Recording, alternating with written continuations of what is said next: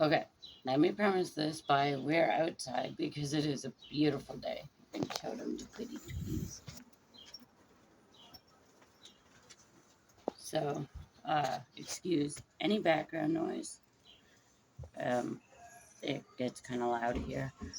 Also, excuse any Frenchy sounds you may end up hearing. Um, but I noticed since I started this channel to document my recovery and getting my mobility back, I also started to hyper focus on the weight loss portion of it, and that can be very dangerous for me. I was diagnosed with anorexia in my early to mid teens, I want to say, and um, almost died because I wouldn't allow myself to get above 85 pounds.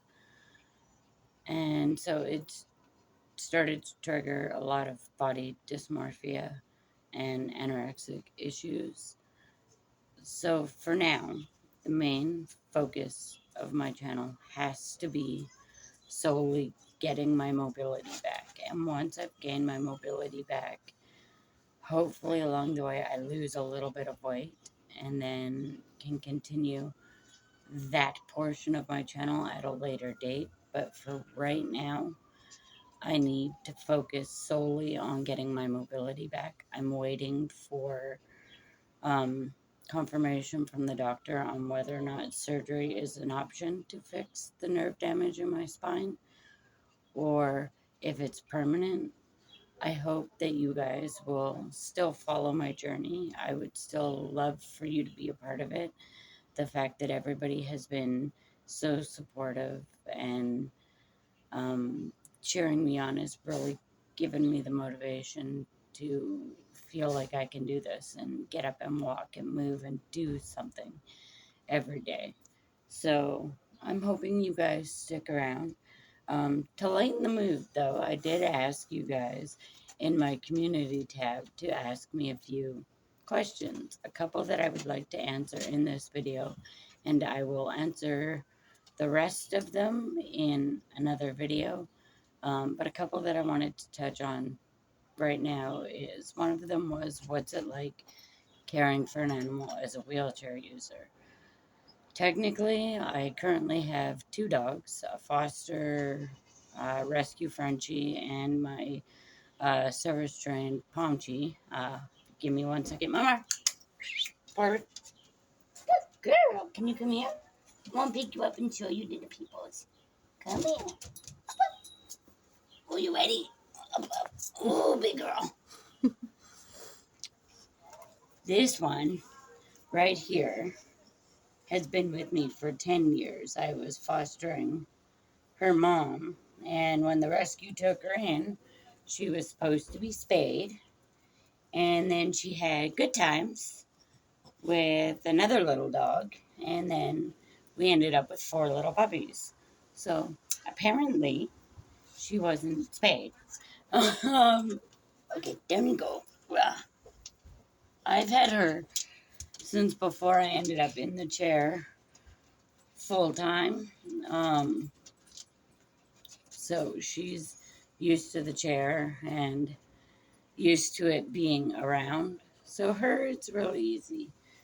Since rescuing our foster, things have gotten a little more complicated, but I've gone from a full-time single mom to a single mom in a committed relationship, and my partner has graciously took on the role as doggy daddy and takes them out for their walks and bends over to clean up after them because since injuring my spine, bending is not really an option for me. I can sort of do it sometimes.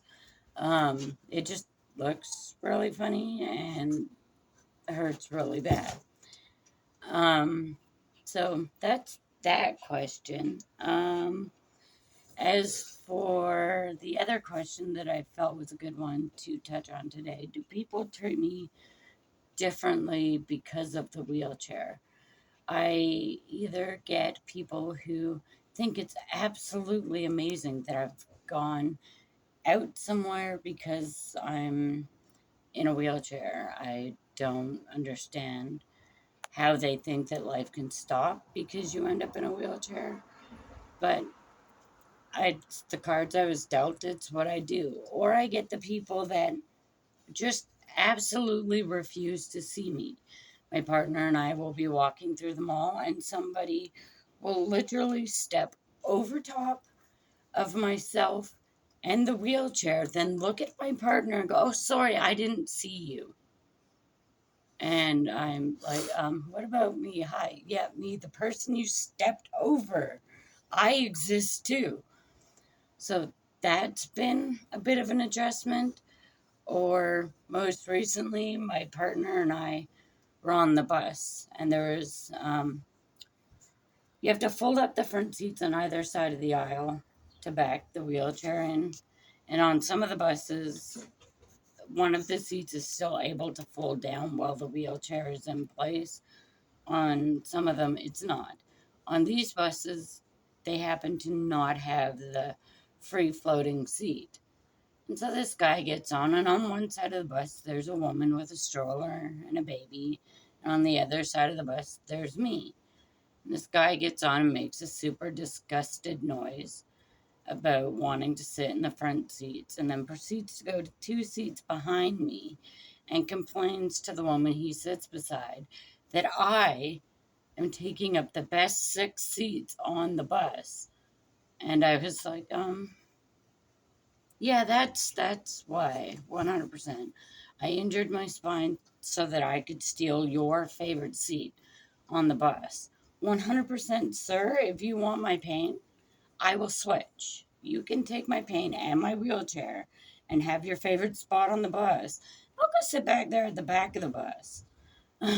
So, yeah, people really do treat you very differently when you're in a wheelchair. And as somebody who went from mountain biking and walking every single day to being confined to a wheelchair almost 24/7, it's been quite the attitude adjust, or quite the physical adjustment, as well as I've had to learn to adjust my attitude about it and let things roll more off my back. I tend to be somebody who doesn't filter what they say. If it pops into my head 9 out of 10 times, it's coming out of my mouth. So it's been an adjustment, but we're getting there, and hopefully soon I will no longer need to be in the chair full time. Now for a fun question. And I ask all of you that watch me to answer it also in the comments. What is your favorite fruit? I got asked what my favorite fruit is, and the only answer I can come up with is yes. I don't think I've met a piece of fruit that I don't like. I can't. I've tried for like the last 45 minutes to just pick one fruit. Be like, oh, I hate that. I hate that fruit. But I can't. I love all fruit, all vegetables. I don't know, maybe I was meant to be a rabbit. I don't understand it, but what is your favorite fruit? Thank you for watching. I'm sorry this video is so long. I tend to ramble sometimes. Anyways, thanks again, and we'll see you in the next video.